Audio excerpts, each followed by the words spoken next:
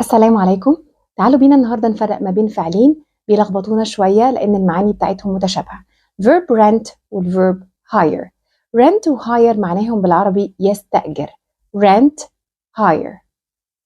بنستخدم rent في البريتش English لما نيجي نعبر عن ال long term arrangements، يعني الترتيبات الطويلة المدى.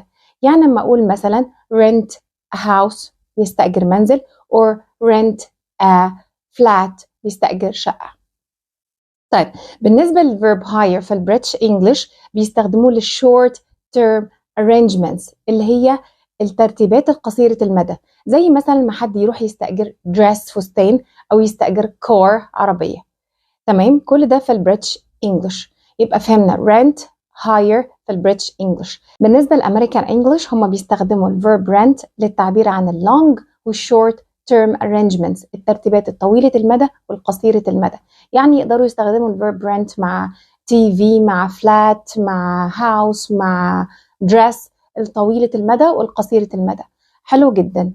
طيب بالنسبة للverb hire بيستخدموه بطريقة مختلفة خالص. hire to employ someone، بيستخدموه على ان هم هيوظفوا او يشغلوا حد.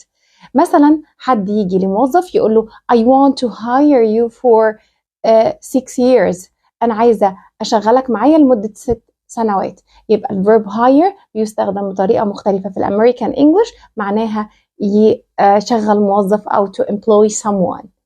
في بقى verb تالت دخل معنا في الموضوع او اتدس معنا في الموضوع. بتلاقي احيانا اعلان في الجورنال مكتوب مثلا a room to let or a house to let. let هنا معناها ايه؟ طبعا احنا متعودين verb let معناها يسمح او يدع، هنا معناها يستأجر. يعني لما يقول لي a room to let يعني حجرة للإيجار or a house to let يعني منزل للإيجار.